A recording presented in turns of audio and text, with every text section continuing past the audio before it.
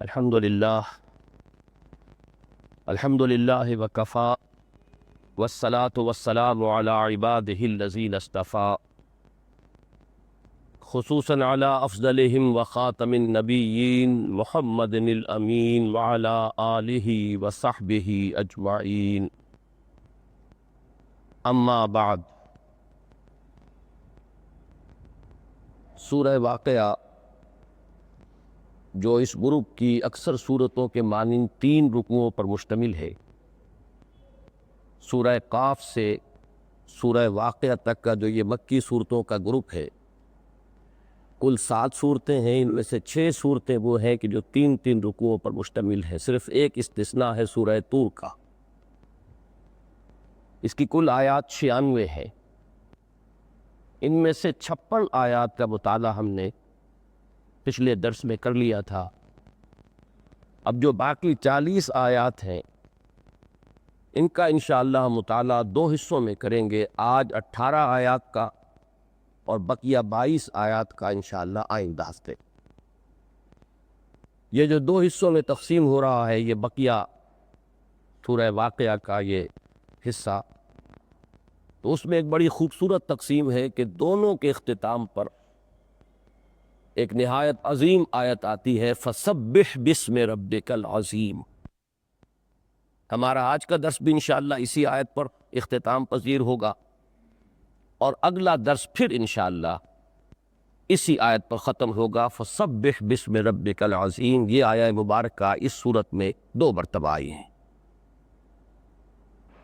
جس طرح ہم نے پچھلی مرتبہ سورہ واقعہ کی 56 آیات کی تلاوت سنی تھی شیخ القراء محمود خلیل حسری رحمہ اللہ کی قرات کے ریکارڈ سے، اسی طرح آج بھی درس کے آغاز میں جو تلاوت عام طور پر میں کیا کرتا ہوں، اس کی بجائے انہی کی آواز میں آپ ان آیات کی سماعت فرمائیں گے، اور سلسلہ مضمون کو جوڑنے کے لیے 47ویں آیت سے اور پھر جو آج کی 18 آیات ہیں ان تک یہ تلاوت جو ہے ابھی آپ سماعت فرمائیں گے۔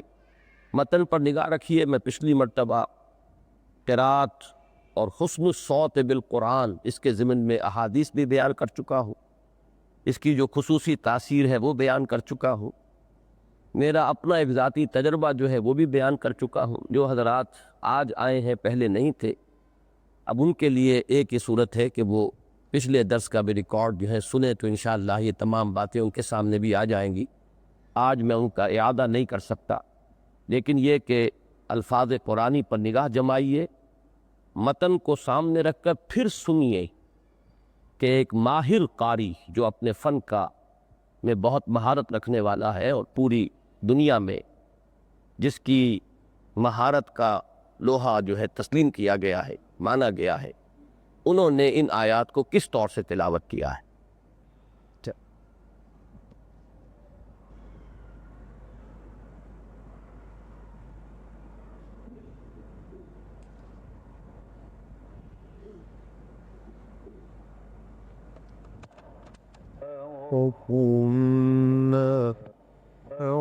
وَكُنَّا تُرَابًا وَعِظَامًا أَإِنَّا لَمَبْعُوثُونَ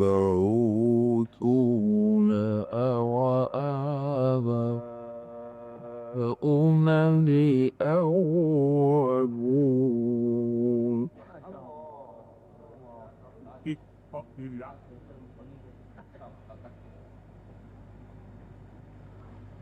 قُلْ إِنَّ الْأَوَّلِينَ وَالْآخِرِينَ لَمَجْمُوعُونَ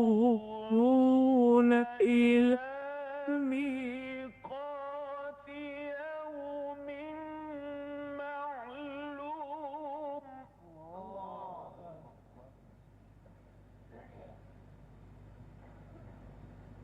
ثُمَّ إِنَّهُمْ أَيُّهَا الضَّالُّونَ الْمُكَذِّبُونَ لَآكِلُونَ مِن شَجَرٍ مِّن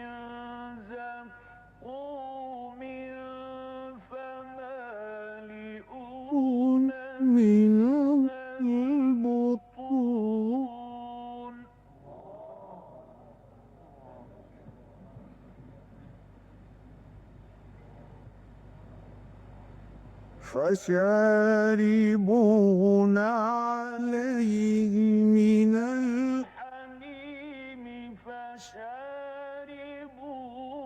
شرب الهيم الله هذا نزلهم يوم الدين الله نحن خلقناكم فلولا تصدقون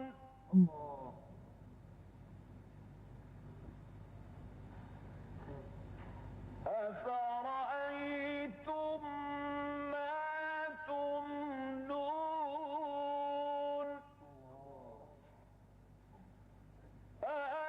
أأنتم تخلقونه أم نحن الخالقون نحن قدرنا بينكم الموت وما نحن بمسبوقين على أن نبدل أمثالكم وننشئكم فيما لا تعلمون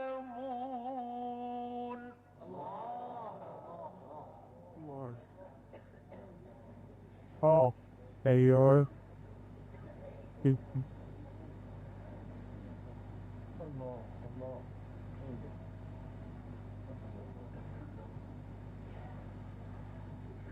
صدق ومنتم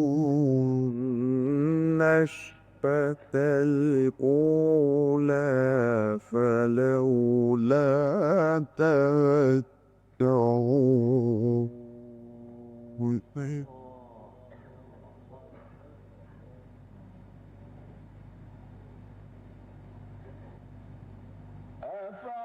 أفرأيتم ما تحرثون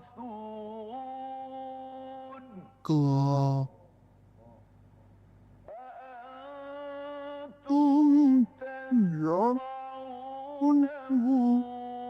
أم نحن الزارعون لو نشاء لجعلناه حطاما فظلتم تفكرون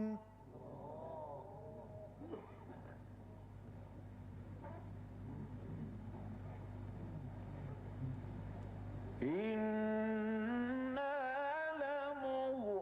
لمغرمون بل نحن محرومون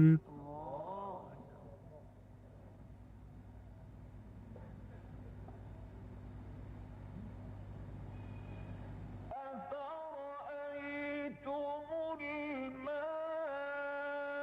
الذي تشربون أأنتم أنزلتموه من المزن أم نحن المنزلون لو نشاء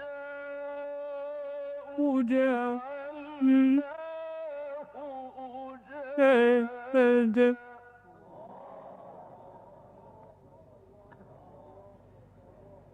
بابا وي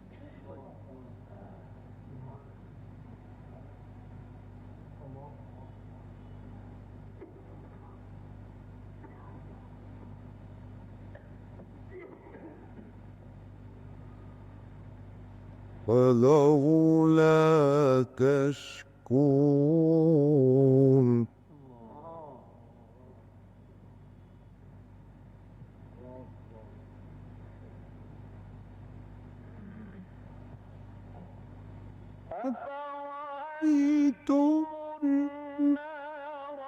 التي تورون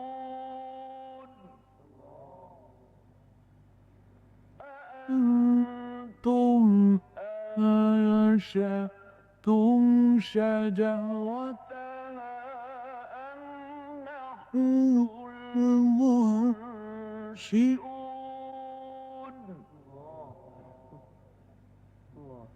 نحن جعلناها تذكرة ومتاعا للمقوين فسبح باسم ربك العظيم.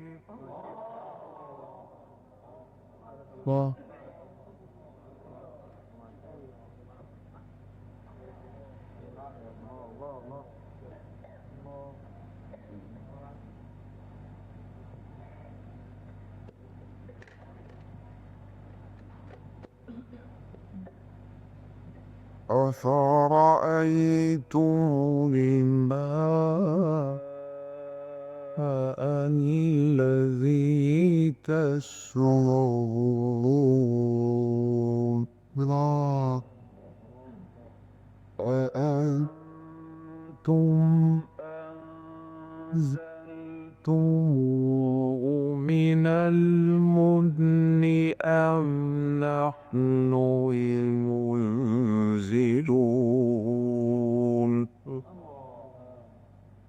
لو نشاء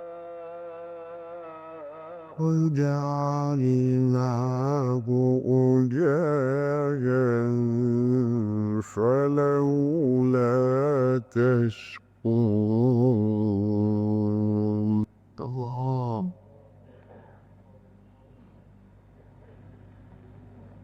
أفرأيتم النار التي تورون أأنتم أنشأتم شجرتها أم نحن المنشئون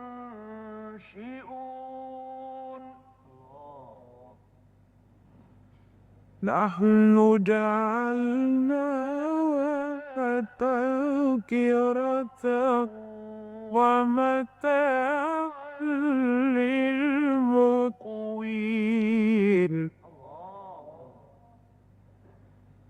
فسبح باسم ربك العظيم.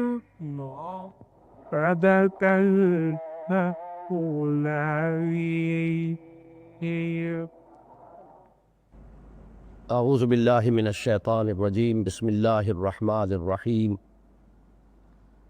رب اشرح لی صدری ویسر لی امری واحلل عقدۃ من لسانی یفقہوا قولی. یہ بات اس سے پہلے میں متعدد مرتبہ عرض کر چکا ہوں کہ سورہ واقعہ اور سورہ رحمان یہ دونوں صورتیں جڑواں بہنوں کے مانند ہیں. ان کے مضامین میں بڑی گہری مشابہت بھی ہے اور بعض پہلوؤں سے ایک دوسرے کے مضامین کی یہ تکمیل کرتی ہیں. مولانا حمید الدین فراہی رحمۃ اللہ علیہ سے جو ایک تفسیر قرآن کا نیا مکتب فکر شروع ہوا ہے جس میں کہ نظم قرآن پر سب سے زیادہ زور ہے، اس کے ضمن میں مولانا امین احسن اصلاحی صاحب نے جو چند باتیں اور اپنی تحقیق کے نتیجے میں پیش کی ہیں ان میں سے ایک اہم بات یہ ہے کہ قرآن حکیم کی اکثر صورتیں جوڑوں کی شکل میں ہیں، اور ان جوڑوں کی شکل میں ہونے کا مطلب کیا ہے؟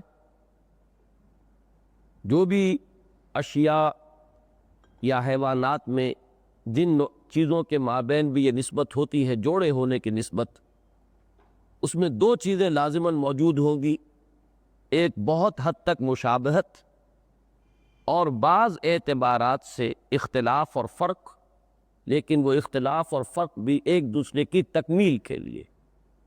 یہ نسبت زوجیت کی گویا کہ ایک وضاحت ہے. اس پہلو سے میں چاہتا ہوں کہ آج جتنا حصہ ہم سورہ واقعہ کا پڑھ چکے ہیں اس کے اور سورہ رحمان میں جو اس کے مشابہ اور مماثل جو حصہ ہے اس پر ایک نظر ثانی کر لیں تاکہ پھر آگے بڑھیں۔ پہلی بات جو میں نے عرض کی تھی وہ یہ ہے کہ ان دونوں صورتوں میں سب سے زیادہ تفصیل جو آئی ہے وہ جنت کی نعمتوں کی ہے، قدر کم ذکر جو ہے وہ جہنم کے عذاب کا ہے۔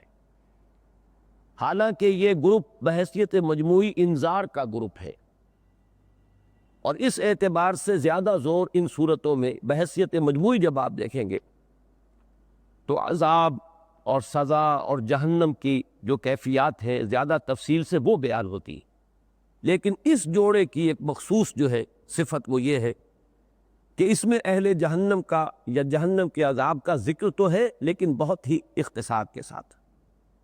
دونوں صورتوں میں نہایت تفصیل کے ساتھ ذکر جو ہے وہ اہل جنت کی نعمتوں جو اللہ تعالیٰ نے ان کے لیے فراہم کی ہے ان کی تفصیل ہے۔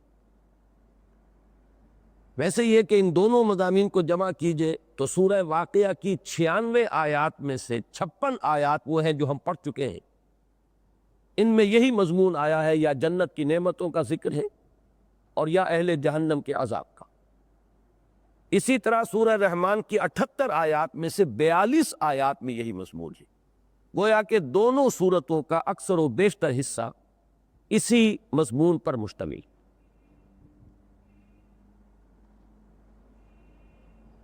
ایک اور بات جو ایک آبزرویشن کے درجے میں ہے، لیکن یہ کہ اگر وہ چیزیں ذہن میں رہیں تو قرآن مجید کے ساتھ ایک مناسبت جو ہے اس میں اضافہ ہوتا ہے۔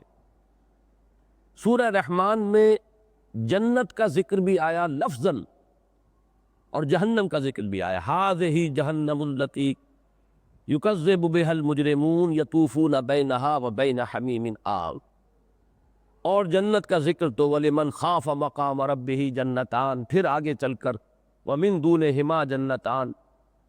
لیکن سورہ واقعہ میں لفظاً نہ کہیں جنت کا لفظ ہے اور نہ جہنم کا۔ جنت کی نعمتوں کا ذکر ہے بغیر جنت کا نام لیے، اور جہنم کے عذاب کا ذکر ہے بغیر جہنم کا نام لیے۔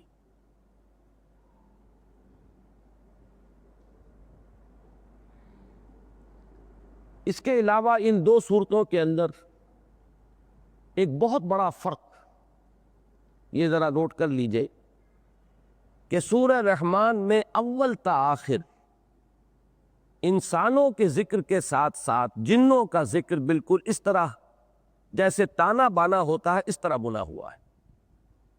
31 مرتبہ تو آیت دہرا کر آئی ہے، فَبِأَيِّ آلَاءِ رَبِّكُمَا تُكَذِّبَانِ، تثنیہ کا صیغہ ہے، اے انسانوں اور جنوں تم اپنے رب کی کن کن نعمتوں اور کن کن قدرتوں کا انکار کرو گے۔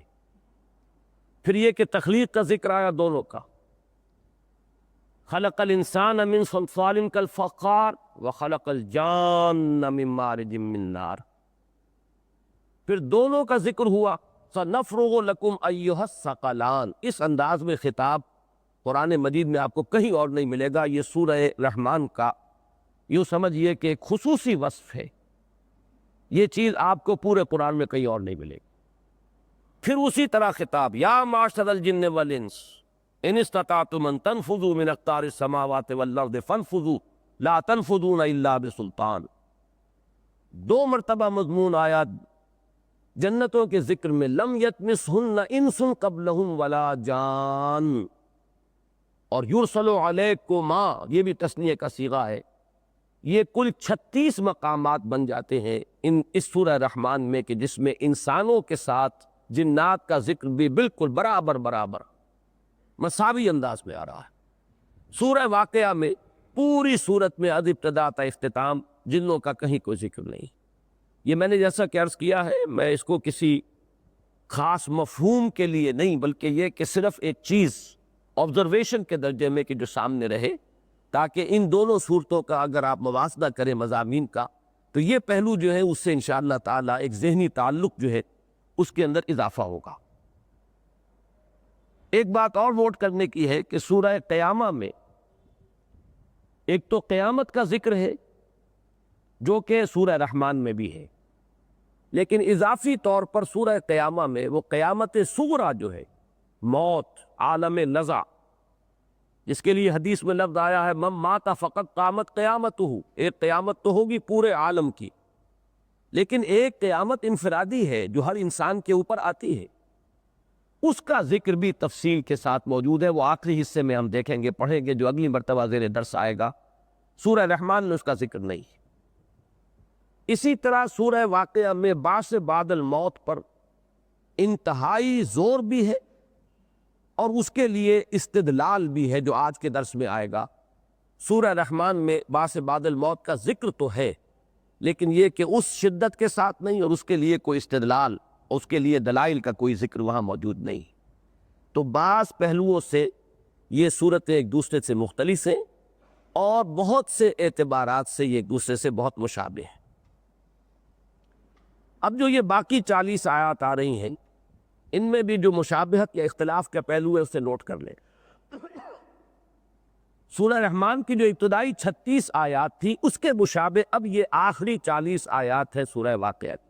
یہ میں پہلے عرض کر چکا ہوں کہ ترتیب عکسی ہے ان دونوں صورتوں میں۔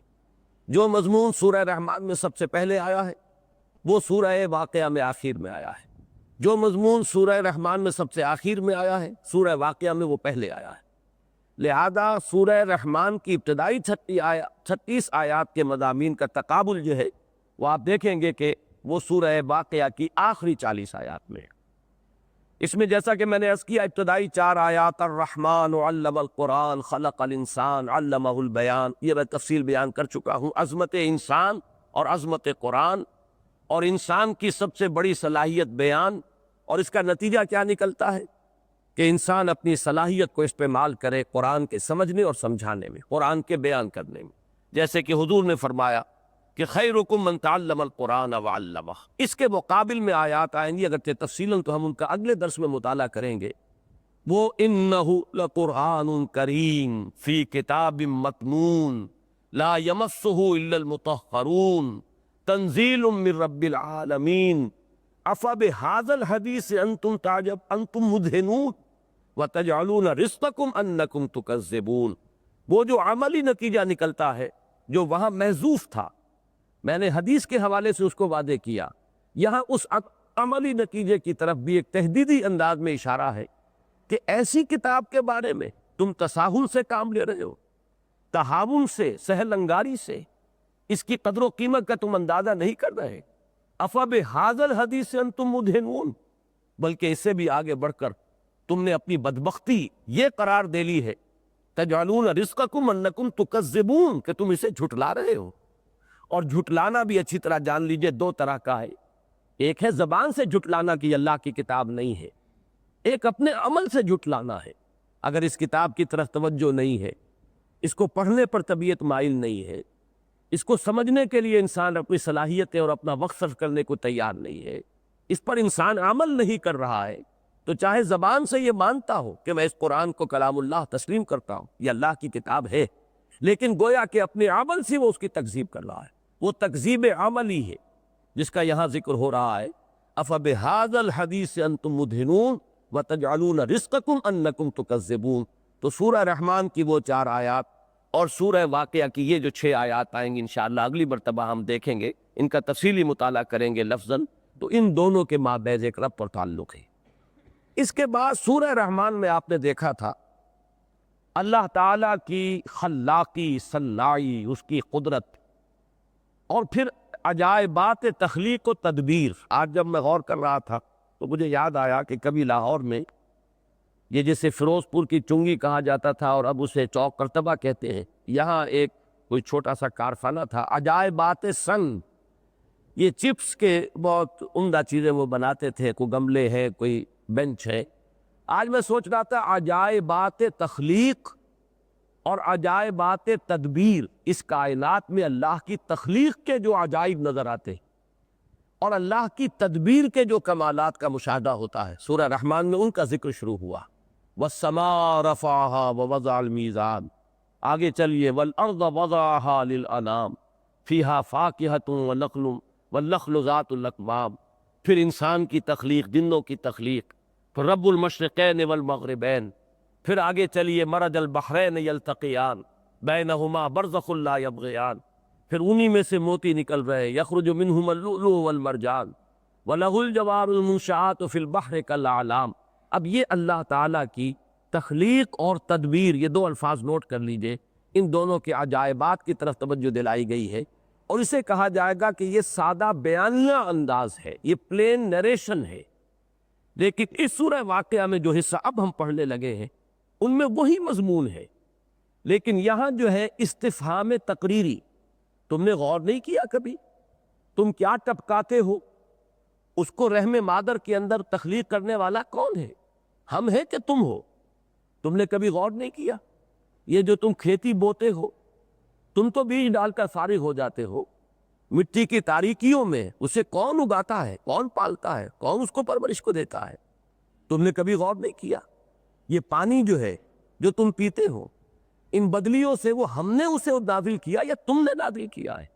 اب یہ سب استفہام ہے بظاہر، لیکن استفہام تقریری اسے کہتے ہیں کہ اس کا جواب ایک ہی ہو سکتا ہے، پروردگار تو نے کیا، پانی تو نے برسایا۔ تم نے غور نہیں کیا آگ جلا لیتے ہو اور تمہارے کتنے کام اس آگ سے نکلتے ہیں؟ وہ درخت جس سے کہ تم یہ آگ جلاتے ہو وہ تم نے بنائے کہ ہم نے بنائے؟ یہ سارا انداز جو ہے آج کے ہمارے درس کا مضمون جو ہے وہ یہی ہے۔ تو ایک تو تقابل ذہن میں رکھ لیجئے سورہ رحمان کے اس حصے کے ساتھ، مضمون وہی ہے، لیکن وہاں ایک پلین نریشن ہے، ایک بیان ہے، وہ کلام خبریہ ہے، سیدھا سیدھا اللہ نے یہ کیا، اللہ نے آسمان کو بلند بنایا، اللہ نے زمین انسانوں کے لیے، مخلوقات کے لیے بنائی، اس میں دریا بہائے، اس میں تمہارے لیے وہ بڑے بڑے جہاز جو ہے چلا دیے جو تمہارا سامان لے کر جاتے ہیں، تمہارے لیے میوہ اور بھس والے جو اناج ہیں وہ پیدا کر دیے۔ یہ سب کچھ جو ہے یہ اللہ کی جو قدرت تخلیق ہے اور اس کی حکمت تدبیر۔ تخلیق اور تدبیر کے دو الفاظ میں چاہ رہا ہوں کہ آج اچھی طرح نوٹ کریں، قدرت تخلیق اور حکمت تدبیر، کہ جس سے کہ اللہ تعالیٰ اس کائنات کے نظم کو چلا رہا ہے، اس کا بیان سورہ رحمان میں آیا ہے۔ میں پھر الفاظ دہرا رہا ہوں، وہ پلین نریشن ہے، بیان ہے، کلام خبریہ ہے، یہاں استفہامیہ انداز ہے، لیکن مضمون وہی ہے، جس کو کہ میں بارہا عرض کیا کرتا ہوں کہ میر تقی میر کا غالباً یہ مصرع ہے کہ ایک پھول کا مضمون ہو تو 100 رنگ سے باندھو، بات ایک ہی آئے گی، انداز بدل جائے گا، اسلوب بدل جائے گا، مضمون دہرا کر آئے گا۔ اسی لیے اس کو کہا گیا کتابم مثانی، یہ کتاب ہے جس میں مضامین دہرا کر آتے ہیں، بات ایک ہی ہے لیکن مختلف اسلوبوں سے وہ بات جو ہے دہرا کر سامنے آتی ہے۔ تو اس تمہید کے بعد اب آئیے کہ آج کا جو حصہ ہے اس کا مطالعہ شروع کریں۔ فرمایا نحن خلقناکم فلولا تصدقون، ہم نے تمہیں پیدا کیا تو تم تصدیق کیوں نہیں کرتے؟ تصدیق کرنا، صدقہ اگر آئے گا ثلاثی مجرد میں تو سچ کہنا، صحیح بات کہنا، اور صدقہ باب تفعیل سے ہے، صدقہ یصدق تصدیقاً، کسی کو سچ جاننا، کسی کی بات کو سچ ماننا، یہ تصدیق ہے۔ تو نحن خلقناکم فلولا تصدقون، ہم نے تمہیں پیدا کیا۔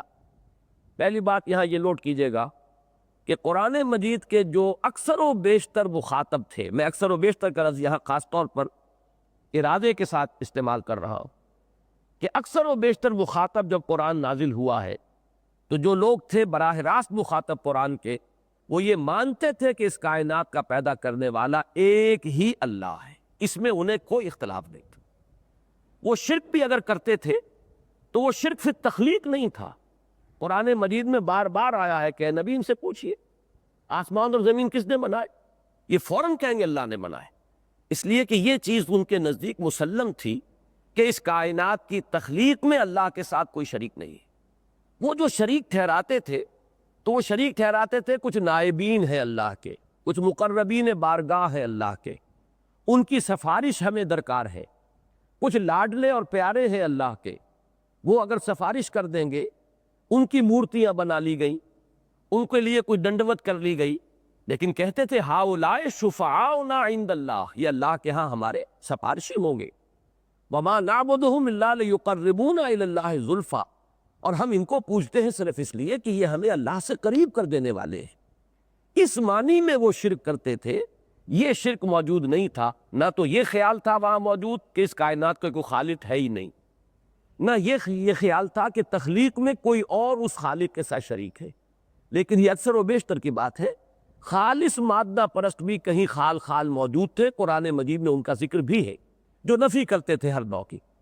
لیکن اکثر و بیشتر جو مخاطب تھے قرآن مجید کے، وہ مانتے تھے کہ اس کائنات کا خالق ہے اور وہ ایک ہے۔ تو اسی کے حوالے سے جب گفتگو ہوگی تو ظاہر بات ہے اصول یہی ہوتا ہے کہ جو مخاطب کے اور آپ کے درمیان قدر مشترک ہے اس سے بات شروع کیجیے، جو بات وہ بھی مانتا ہے وہاں سے بات آگے بڑھائیں گے تو بات نتیجہ خیز ہوگی۔ اور اگر کوئی مابہل اختلاف یا مابہل افتراق کوئی مسئلہ ہے وہاں سے بات شروع کریں گے تو نتیجہ خیز نہیں ہوگی۔ پھر آپ کو نیچے اتر کر تلاش کرنا چاہیے کہ میرے اور اس کے مابین قدر مشترک کوئی ہے کہ نہیں۔ اس انداز میں یہ بات شروع ہو رہی ہے، نحن خلقناکم، ہم نے تمہیں پیدا کیا، اور یہ گویا کہ محذوف مانیے یہاں پر، تم بھی مانتے ہو کہ ہم نے تمہیں پیدا کیا، فلولا تصدقون۔ اب اس کا ایک منطقی نتیجہ یہ ہے پھر تمہیں ہماری تصدیق کرنی چاہیے۔ یہ بات نوٹ کر لیجئے کہ یہاں پر تصدیق کا مفعول کوئی مذکور نہیں ہے۔ کس کی تصدیق؟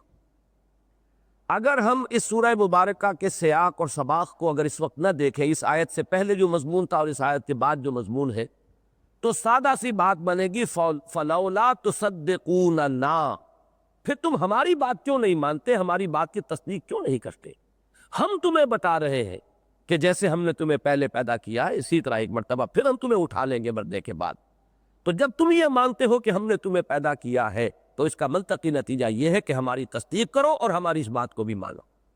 تو یہ ایک سادہ سا مفہوم ہوگا اگر سیاق و سباق کو سامنے نہ رکھے کہ یہاں مفعول کیا ہوگا تصدیق کا، نا ضمیر متکلم جمع کی، نحن خلقناکم فلولا تصدقوننا، ہم نے تمہیں پیدا کیا ہے تو تم ہماری تصدیق کیوں نہیں کرتے۔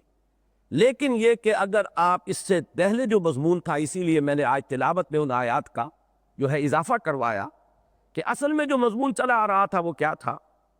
قل ان الاولین والآخرین لمجموعون الی میقات یوم معلوم، اے نبی ان سے کہہ دیجئے کہ اولین بھی اور آخرین بھی، پہلے بھی اور پچھلے بھی، سب جمع کیے جائیں گے اس ایک معین دن کی میعاد کے لیے اور میقات کے لیے۔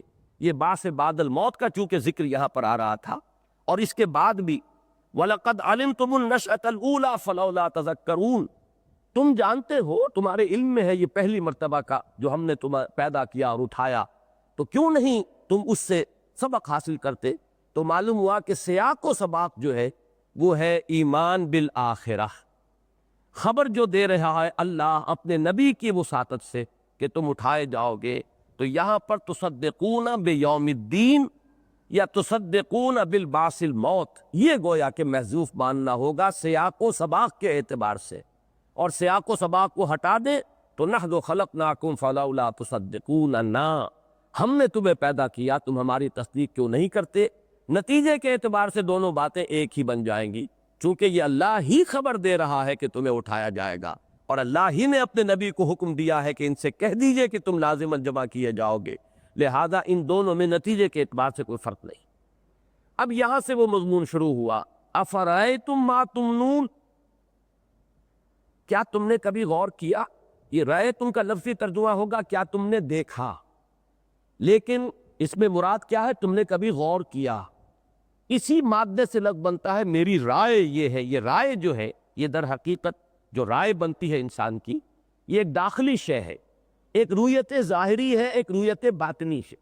رویت ظاہری ہم نے اپنی آنکھوں سے یہ دیکھا وہ دیکھا، پھر ایک رائے بنائی، وہ رائے جو ہے وہ بھی ایک رویت ہے ہماری، لیکن وہ باطنی ہے، داخلی رویت ہے، میری یہ رائے بنی ہے۔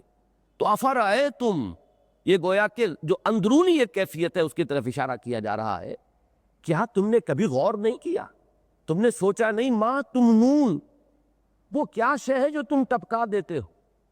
یہ جو بھی تعلق زن و شو ہے، اور شوہر جو بھی اپنی بیوی کے اندام نہانی میں جو ٹپکاتا ہے منی کا قطرہ، اس کی طرف اشارہ ہو رہا ہے کہ ذرا اس کی حقیقت پر تم نے غور کیا؟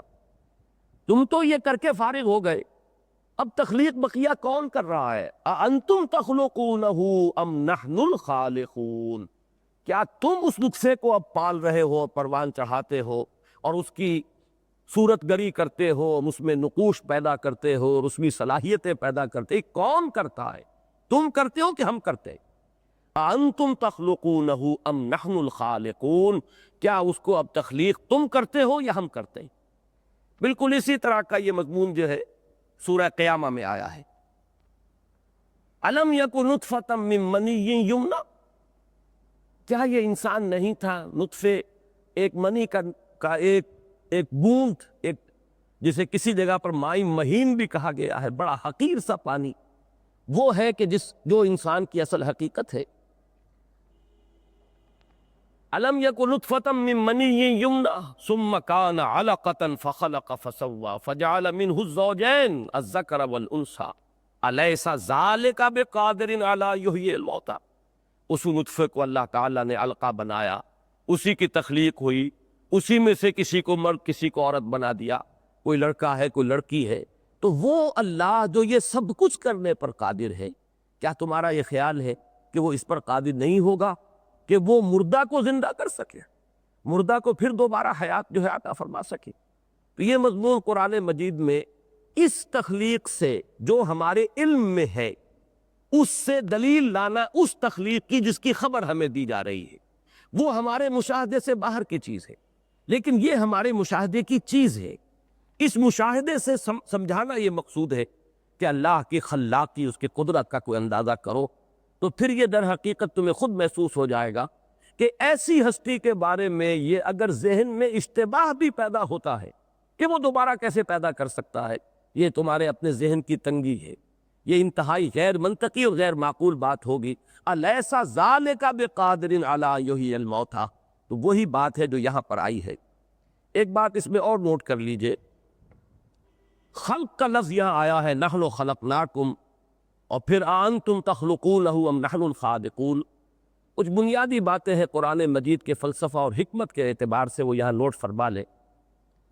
خلق کے مقابلے میں قرآن مجید میں ایک تو لفظ امر آتا ہے، الا لہ الخلق والامر، یہ تقابل کے ساتھ دو چیزیں آئیں، ایک عالم خلق ہے، ایک عالم امر ہے۔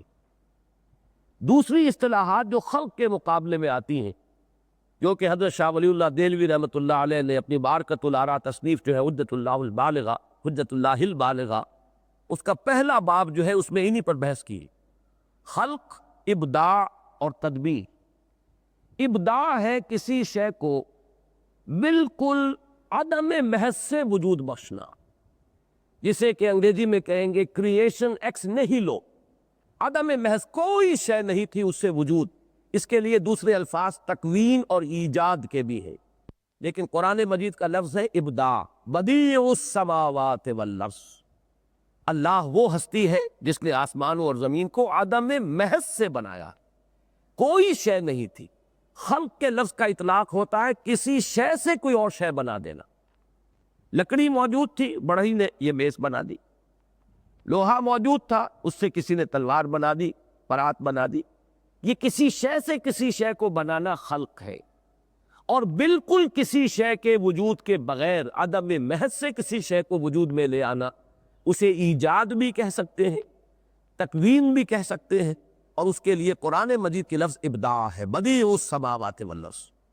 دوسری بات یہ نوٹ کیجئے کہ خلق میں دو چیزیں ہمیشہ لازم ہوں گی۔ پہلی یہ چیز کہ کوئی شے جس سے پیدا کیا گیا، جیسے سورہ رحمان میں آیا خلق الانسان من صلصال کالفخار، انسان کو پیدا کیا اس سنی ہوئی مٹی سے کہ جو سوکھ کر کھنکنے لگی تھی، تو یہ من موجود ہے، وخلق الجان من مارج من نار، اور جنوں کو پیدا کیا آگ کی لپٹ سے، تپش سے، ابھی معلوم ہوا کہ مادہ تخلیق ہے۔ دوسری دو چیزیں کیا ہے؟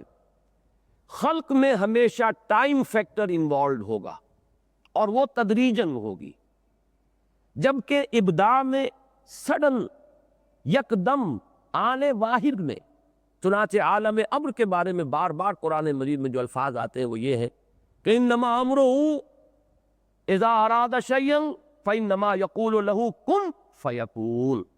امر کا معاملہ تو یہ ہے کہ جب اللہ تعالیٰ ارادہ فرما لیتا ہے کسی شے کا تو بس وہ کہتا ہے کہ ہو جا، اور وہ ہو جاتا۔ نو ٹائم فیکٹر از انوالوڈ اس عالم امر میں یا ابلاع میں. خلق میں وقت لگتا ہے. خلق ہو رہی ہے بچے کی، وہ نطفہ جو ہے، میں ابھی آیت آپ کو سناؤں گا سورہ مومنون میں اس کے سارے مراحل گنوائے ہیں. ثم خلقنا النطفة علقة فخلقنا العلقة مضغة فخلقنا المضغة عظاما فكسونا العظام لحما ثم انشأناه خلقا آخر. اب یہ درجہ بدرجہ تدریجاً وہ نطفہ جو ہے وہ بچے کی تکمیل تک 9 مہینے اور چند دن لے رہا ہے رحم مادر کے اندر، یہ وقت لگا ہے. اسی طرح آم کی گٹھلی سے آم کے درخت کے مکمل ہونے تک وقت لگے گا. اسی طرح آسمانوں اور زمین کی تخلیق میں ہمیشہ 6 ایام کا ذکر آیا ہے. خلق السماوات والارض وما بینہما فی 6 ایام. اس نے پیدا کیا آسمانوں اور زمین کو اور جو کچھ ان کے مابین ہے 6 دنوں میں. اور وہ دن ظاہر بات ہے کہ یہ 24 گھنٹے والے ہمارے دن نہیں ہیں. اللہ تعالیٰ کا دن 50,000 برس کا بھی ہے، 1,000 برس کا بھی ہے، جس کو جدید اصطلاح میں ملینمز کہا جاتا ہے. ادوار جو ہے وہ ہے در حقیقت 6 ایام، 6 ادوار ہیں جن میں سے گزر کر یہ کائنات مکمل ہوئی، اور اس میں ہمیشہ تدریج پائی جائے گی.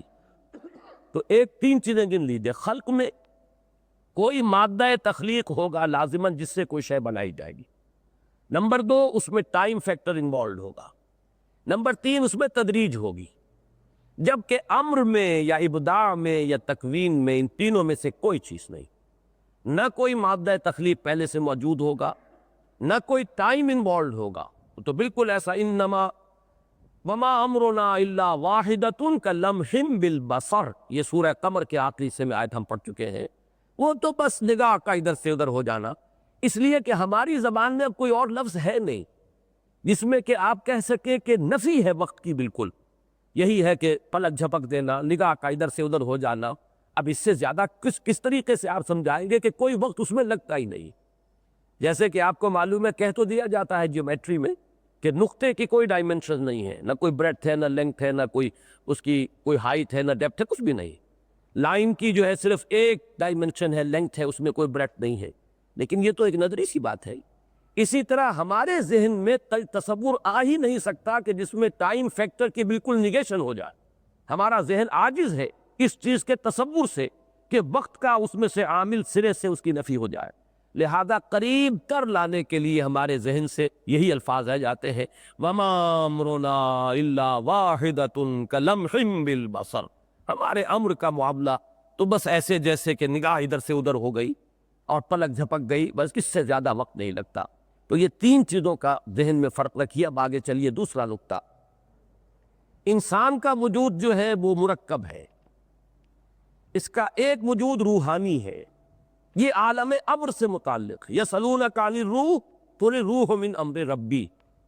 ان کی جو بھی کریشن ہوئی تھی، جو بھی ان کی ایجاد و تکوین ہوئی تھی، وہ ہمارے ان اجساد سے بہت پہلے، پتہ نہیں کروڑ ارب برس پہلے وہ معاملہ ہوا تھا، جبکہ تمام ارواح انسانیہ کو اللہ تعالیٰ نے خلعت وجود سے نوازا. میں تخلیق کا لفظ استعمال نہیں کر رہا، اس لیے کہ روح جو ہے وہ عالم امر سے متعلق ہے. لفظ خلق کا اس کے اوپر اطلاق نہیں ہو سکتا.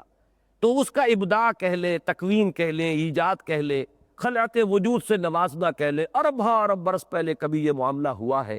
اور اس وقت الارواح جنود مجندہ، حدیث میں الفاظ آتے ہیں، وہ بڑے بڑے لشکروں کے مانند تھیں، اور وہ تمام ارواح موجود تھیں اس وقت جبکہ اللہ سے ایک عہد ہوا، قول و قرار ہوا، جسے ہم عہد الست کہتے ہیں.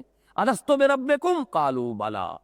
تمام انسان موجود تھے روحانی شکل میں، جسم کسی کا نہیں تھا، جسد کا بھی وجود ہی نہیں تھا.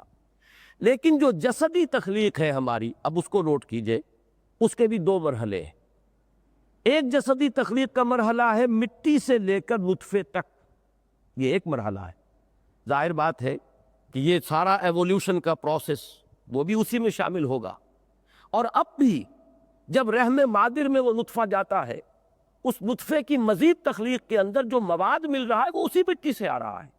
وہی خوراک جو ماں کو پہنچ رہی ہے، وہی تو دریا بن رہی ہے اس جسم کی تخلیق کے اندر. اور وہ خوراک کہاں سے آ رہی ہے؟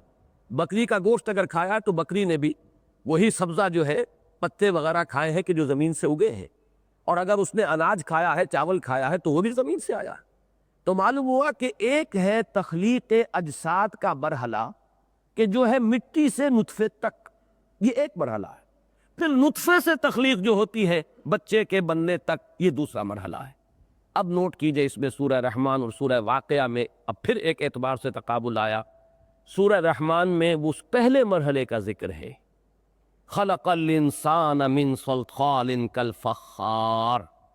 یہاں اب وہ اگلا آ رہا ہے، منی سے نطفے سے آگے بڑھنے والی تخلیق کا ذکر یہاں آ رہا ہے۔ اور اگر اس مضمون سے دلچسپی ہو گئی ہو، اللہ کرے کہ ہوئی ہو، یہ قرآن مجید کی حکمت اور فلسفے کے اہم مضامین ہے، تو نوٹ کیجئے کہ سورہ مومنون کا ایک مقام ایسا ہے کہ اس میں تمام کو جمع کر دیا گیا ہے۔ لَقَدْ خَلَقْنَا الْإِنسَانَ مِنْ صُلَالَةٍ مِّن طِينٍ، ہم نے انسان کو بنایا مٹی کے خلاصے سے، مٹی کا یہ خلاصہ، اسی سے انسان بنا۔ اس کے بعد لفظ ثم آیا، ثم جعلناه نطفة في قرار مكين ثم خلقنا النطفة علقة فخلقنا العلقة مضغة فخلقنا المضغة عظاما فكسونا العظام لحما۔ پھر ہم نے اس نطفے کو علقہ بنایا، پھر علقے کو تخلیق فرمایا مضغے کی شکل میں، پھر مضغے کو تخلیق فرمایا ہڈیوں کی صورت میں، پھر ہڈیوں کے اوپر گوشت چڑھایا۔ اس کے بعد تیسرا مرحلہ آ رہا ہے پھر ثم کے ساتھ، ثم انشأناه خلقا آخر، پھر ہم نے اسے اٹھایا ایک اور ہی تخلیق پر۔ یہ بات جو ہے یہ ہے در حقیقت وہ چیز جس کا جوڑ اب ملے گا اس پہلی چیز سے جو میں نے عرض کی تھی۔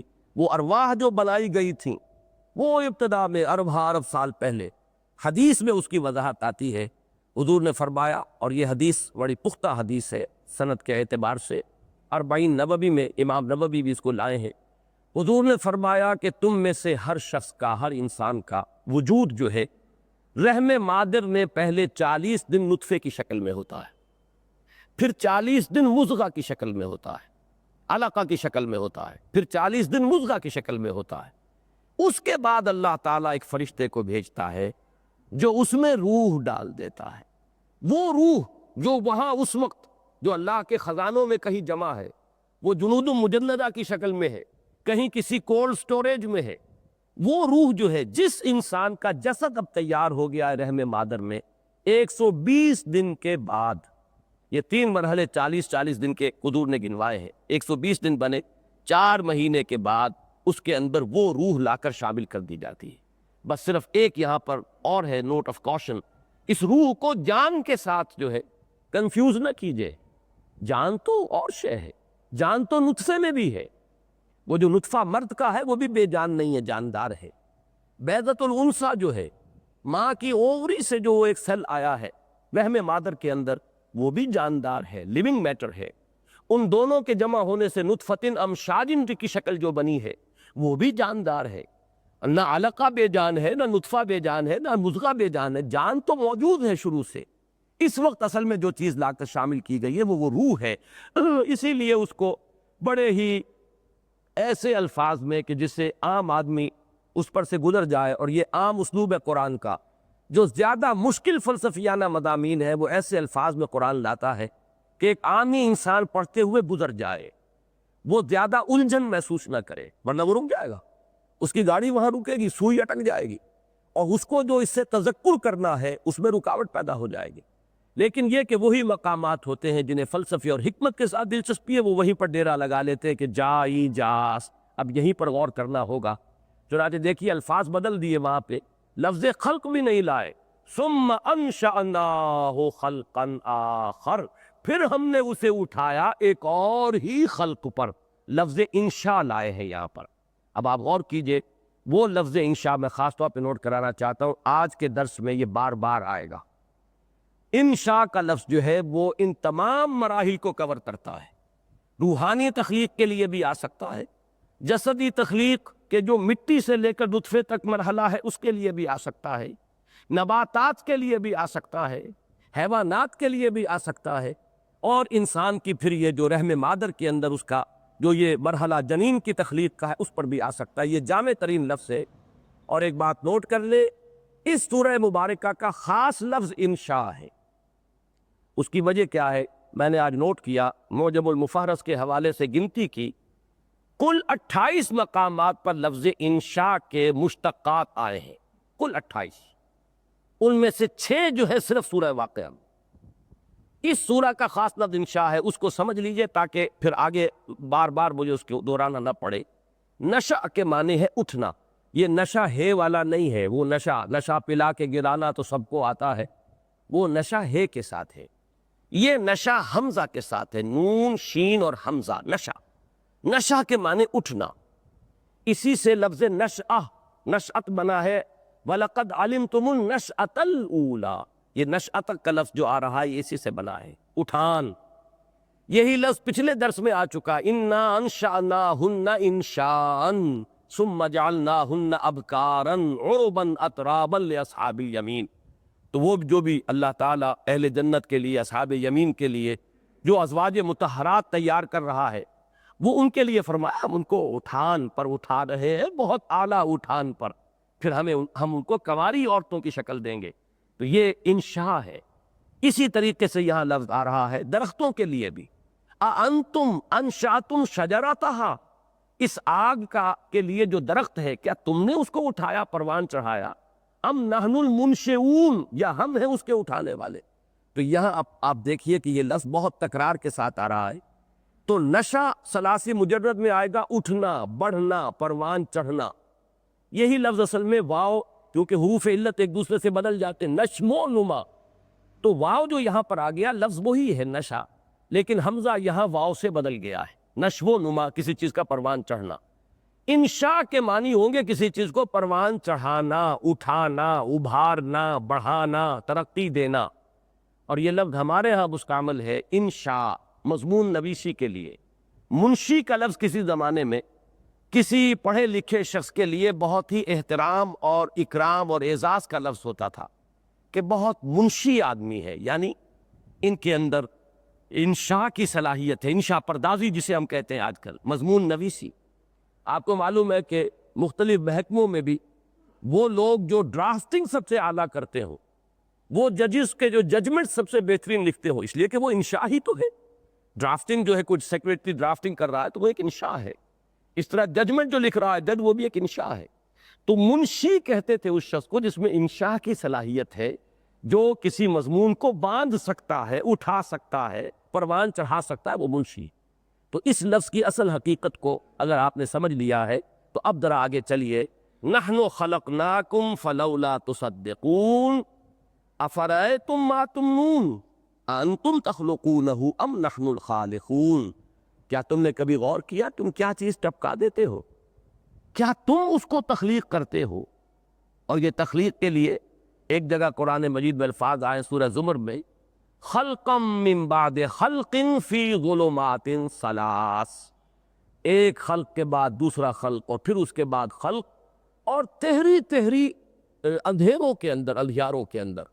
آپ رحم مادر کا تصور کریں کہ ایک تو یہ ایبڈومینل وال ہے کہ جو کور کیے ہوئے ہے، اس کی ایک ظلمت ہے، اس کے اندر اندھیرا ہے، پھر وہ رحم کی دیوار ہے، وہ جو ہے وہ خود ایک دوسری فصیل ہے، پھر وہ جھلی ہے کہ جو بچے کی جب پیدائش ہوتی ہے تو اس کے ساتھ ہی وہ جھلی بھی جو ہے وہ باہر آتی ہے۔ تین اندھیاروں کے اندر اللہ تعالیٰ تخلیق فرما رہا ہے اس نطفے کو، اس منی کی ایک بوند کو، اس مائع مہین کو، نطفہ، علقہ، مضغہ، ہڈیوں پر گوشت، اور پھر یہ کہ اسی کے اندر یہ تمام ہمارے اعضاء و جوارح، یہ آنکھیں، یہ کان، یہ صلاحیتیں، یہ باطنی استعدادات، پھر یہ کہ کسی کو نر بنایا، کسی کو مادہ بنایا، کوئی لڑکا ہے کوئی لڑکی ہے، پورا جسمانی نظام مختلف، ان کا نفسیاتی نظام مختلف، یہ ساری چیزیں داخلی اور باطنی، یہ سب کچھ ایک اس بوند سے بنا رہا ہے۔ کون بنا رہا ہے؟ انتم تخلقونہ ام نحن الخالقون نحن قدرنا بینکم الموت وما نحن بمسبوقین۔ یہ ذرا مشکلات القرآن میں سے ہے یہ آیت جو اب آگے آ رہی ہے۔ ہم نے تمہارے مابین موت کو مقدر کر دیا ہے اور ہم ہرگز ہارے ہوئے نہیں ہیں۔ مسبوق کا لفظ پہلے سمجھ لیجئے، آسان ہے، جیسے کہ میں نے پہلے بھی بتایا تھا، سبقہ کہتے ہیں آگے نکل جانا، مسبوق وہ کہ جس سے کوئی آگے نکل گیا ہو۔ اگر دوڑ ہو رہی ہے، مسابقت ہو رہی ہے، تو جو آگے نکل گیا وہ جیتا، جو پیچھے رہ گیا وہ ہارا۔ تو یہاں پر یہ لفظ آ رہا ہے عاجز ہونے کے معنی میں، ہم ہرگز عاجز نہیں آئے ہیں، ہم ہرگز ہارے ہوئے نہیں ہیں، ہم ہرگز تھکے ہوئے نہیں ہیں، جیسے کہ سورہ کاف میں آیا افعینا بالخلق الاول بل انتم بل ہم فی خلق، کیا ہے، فی لبس من خلق جدید، ان لوگوں کے ذہنوں میں شکوک و شبہات ہو گئے ہیں، ہمیں پہلی مرتبہ کی تخلیق نے تھکا تو نہیں دیا۔ ہمارا تصور یہ ہے کہ کتنی بھی کسی میں قوت ہو آخر ایگزاسٹ ہو جاتی ہے، بڑے سے بڑا قوی و توانا انسان جو ہے ایک وقت میں آ کے تھک جاتا ہے، داما پہلوان ہو کوئی پہلوان ہو، کچھ دیر کے بعد آخر اس کے قوا جو ہے وہ ڈھیلے پڑتے ہی، لیکن اللہ کی قدرت اس کے اندر کہیں بھی کوئی اسملال پیدا نہیں ہوتا۔ افعینا بالخلق الاول، کیا ہم عاجز آ گئے، ہم تھک گئے، ہماری قوت خلاقی ختم ہو گئی پہلی مرتبہ کی تخلیق سے؟ وہی مفہوم مسبوقین، ہم کوئی ہار نہیں گئے، تھکے ہارے نہیں ہیں، ہمیں کسی نے شکست نہیں دے دی ہے، ہماری خلاقی کی قدرت کا خزانہ جو ہے وہ ختم نہیں ہو گیا ہے۔ الا ان نبدل امثالکم، اس چیز سے ہم عاجز نہیں آ گئے ہیں کہ ہم تمہاری ہی طرح کے تبدیل کر دیں، ہم تبدیل کر دیں تمہاری ہی مثل۔ وَنُنشِئَكُمْ، یہ پھر لفظ انشاء آ گیا، وَنُنشِئَكُمْ فِي مَا لَا تَعْلَمُونَ، اور تمہیں پھر اٹھائیں اس میں جسے تم نہیں جانتے۔ میں نے ابھی صرف لفظی ترجمہ کیا ہے، یہ آیات ذرا مشکلات میں سے ہیں، اس پر ذرا توجہ کرنی پڑے گی۔ پہلی بات تو غور کیجئے کہ مسبوقین کا لفظ قرآن مجید میں دو جگہ آیا ہے۔ ایک تو یہ آیت مبارکہ ہے وَمَا نَحْنُ بِمَسْبُوقِينَ عَلَىٰ أَن نُبَدِّلَ أَمْثَالَكُمْ، ہم ہرگز عاجز نہیں آئے، ہارے نہیں، تھکے نہیں اس سے کہ ہم تم جیسے بدل سکیں۔ یہ مضمون آیا ہے سورہ معارج میں بھی، فَلَا أُقْسِمُ بِرَبِّ الْمَشَارِقِ وَالْمَغَارِبِ إِنَّا لَقَادِرُونَ عَلَىٰ أَن نُبَدِّلَ خَيْرًا مِّنْهُمْ وَمَا نَحْنُ بِمَسْبُوقِينَ، تو میں قسم کھاتا ہوں مشرق اور مغربوں کے پروردگار کی کہ ہم اس پر قادر ہیں کہ تم سے بہتر تبدیل کر دیں۔ یہاں پر ذرا فرق کیجیے گا، یہاں ہے نبدل خیرا منہم، یہاں آیا ہے ان نبدل امثالکم، اس میں فرق ہے ذرا سا، وہ میں بیان کر دوں گا۔ علی ان نبدل خیرا منہم، ہم ان سے بہتر تخلیق فرما سکتے ہیں۔ وما نحن بمسبوقین، اور ہم کوئی تھکے ہارے نہیں ہیں، ہماری قوت خلاقی جو ہے وہ ختم نہیں ہو گئی۔ دوسری مثال اس کی آ رہی ہے سورہ دہر میں، نبدل امثالکم کے اعتبار سے۔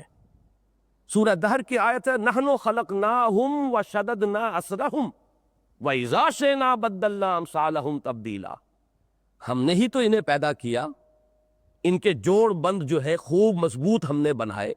اسر کہتے ہیں بندھن کو، کوئی بھی بندش ہو، بندھن ہو، جوڑنے والی شے ہو۔ اسیر کہتے ہیں جو بندھا ہوا انسان ہے، گرفتار ہے، قید میں ہے، اسیر ہے۔ اسرہ کہتے ہیں لوگوں کا ایک خاندانی نظام جس میں وہ ایک دوسرے کے ساتھ بندھے ہوئے ہوتے ہیں، وہ اسرہ ہے۔ تو ہم نے ان کے جوڑ بند مضبوطی کے ساتھ جو ہے ان کو استوار کیا ہے۔ نحن خلقناہم وشددنا اسرہم وَإِذَا شِئْنَا بَدَّلْنَا أَمْثَالَهُمْ تَبْدِيلًا، اور ہم جب چاہیں، اس میں اذا شئنا کے اندر بڑی شان ہے کہ اس میں بھی کوئی یہ نہیں ہے کہ کوئی وقت لگے گا، ہماری تکان دور ہو جائے گی تو پھر دوبارہ ہم بنانے کے قابل ہوں گے۔ جیسے کہ ہمارے اندر بھی ہوتا ہے کہ کچھ کام کرنے کے بعد تھک جائے تو کچھ آرام کرنے کے بعد، تکان دور کرنے کے بعد پھر ہم کوئی کام کر سکتے ہیں دوبارہ، لیکن نہیں، اذا شئنا بدلنا امثالہم تبدیلا، ہم تو جب چاہیں ان جیسے جو ہے اور تخلیق کر سکتے ہیں۔ یہ تین مقامات جو سامنے آ گئے، القرآن یفسر بعضہ بعضا کے اعتبار سے میں نے آپ کے سامنے رکھے ہیں، اس کے دو مفہوم لیے گئے ہیں۔ ایک مفہوم تو یہ کہ اس دنیا ہی سے متعلق بات کہی جا رہی ہے کہ تمہیں ہٹائیں تم سے بہتر یا تم جیسی مخلوق کوئی اور لے آئیں، ہم اس پر قادر ہیں۔ بات صحیح ہے اپنی جگہ پر، قطعاً غلط نہیں ہے۔ ایک قوم کے بعد دوسری قوم کو لاتا ہے اللہ تعالیٰ۔ سورہ محمد صلی اللہ علیہ وسلم کے اختتام پہ فرمایا ہے مسلمانوں، تم نے اگر روگردانی کی، جو مقام ہم نے تمہیں عطا فرمایا ہے اگر اس کا حق ادا نہ کیا تو ہم تمہیں ہٹائیں گے، یستبدل قوما غیرکم، ہم تمہیں ہٹائیں گے، کسی اور قوم کو لے آئیں گے۔ جو فی الواقع ہوا کہ امت مسلمہ کی قیادت جو ہے عربوں سے چھین کر ترکوں کے ہاتھ میں دے دی گئی۔ 4-5 صدیوں کے بعد یہ ہو گیا تھا۔ پھر عرب جو ہے پس منظر میں چلے گئے، وہ محکوم ہو گئے، اور ترک جو ہے عالم اسلام پر، ترکان تیموری اور ترکان صفوی اور ترکان عثمانی اور ترکان سلجوقی، یہ سارے ترک تھے، یہ تمام ترک جو عالم اسلام پر چھا گئے۔ عربوں کو ہٹایا اور ان کے ہاتھ میں عالم اسلام کی قیادت کا عالم بھی سنبھلوا دیا، تھما دیا، اور خلافت بھی آپ کو بات کو معلوم ہے کہ پھر وہ ترکان عثمانی کے پاس چلی گئی کئی 100 سال کے بھی. تو ایک تو ہے اس دنیا میں قوموں کو بدلنا، ایک تخلیق کو بدل دے گا. جنوں کو ہٹایا تھا، یا یہ کہ جو بھی ان کا مقام تھا اس سے انہیں معزول کر کے انسانوں کی تخلیق ہوئی تھی. تو اللہ تعالیٰ اس پر قادر ہے کہ انسانوں کو ختم کرے یا ان کو پس منظر میں لے جائے اور کوئی اور اس سے بھی بہتر جو ہے کوئی تخلیق فرمائے اور اسے دنیا کا چار سے ملوا دے. ایک مفہوم یہ ہے. اور دوسرا مفہوم کہ جو در حقیقت اس جگہ پر آ کر معین ہو جاتا ہے وہ یہ کہ اس سے مراد ہے بعث بعد الموت. یہ جو موت کے بعد جو بعث ہوگا اس کے لیے آج میں غور کر رہا تھا، ہو سکتا ہے کہ میری نظر سے وہ مقام رہ گیا ہو، لیکن ایک بات تو میں نے یہ نوٹ کی کہ اس کے لیے لفظ خلق نہیں آتا قرآن میں، اس لیے کہ بعث بعد الموت جو ہونا ہے وہ تو دفعتاً ہونا. فَإِذَا هُمْ قِيَامٌ يَنظُرُونَ، اس سور میں دوسری مرتبہ جب پھونکا جائے گا وَنُفِخَ فِيهِ أُخْرَى فَإِذَا هُمْ قِيَامٌ يَنظُرُونَ، تو اچانک وہ کھڑے ہوں گے دیکھتے ہوئے. وہ دفعتاً ہونا ہے، وہ تدریجاً نہیں ہونا ہے. یہ 9 مہینے جو بطن مادر میں ہمیں لگے اور پھر لڑکپن اور پھر نوجوانی اور جوانی سے ہوتے ہوئے ہم اپنی 40 برس میں فلما بلغ اشدہ وبلغ 40 سنۃ، یہ مرحلہ وہاں نہیں ہوگا. وہاں تخلیق جو ہوگی وہ دفعتاً ہوگی. لہذا وہاں لفظ انشاء آیا ہے. ننشئکم، ہم تمہیں اٹھائے، تمہیں ابھارے. تمہاری یہ تخلیق کے لفظ کی بجائے انشاء کے لفظ کو یہاں پر لائے. فی ما لا تعلمون، اس عالم میں جسے تم جانتے نہیں ہو، جس سے تم واقف نہیں. دوسری بات جو اس سے معلوم ہوئی وہ یہ کہ اس بعث بعد الموت میں جو جسد عطا ہوگا ہمیں، وہ مثل ہوگا ہمارے اس جسد کا، بعین ہی یہ جسد نہیں ہوگا. یہ بات ذرا عام جو بھی اس وقت تک وہ ذہنوں کے اندر بات ہوگی اس سے ذرا ہٹ کر بات ہے. ادھر توجہ بہت کم لوگوں کی ہوئی ہے، لیکن ان تینوں کو ذہن میں رکھیے کہ وہ جسد بعین ہی یہ نہیں ہوگا. الا نبدل امثالکم، تمہارے مثل بدل دیں گے جسم تمہیں، اور جب بدل کر دیں گے تم جیسا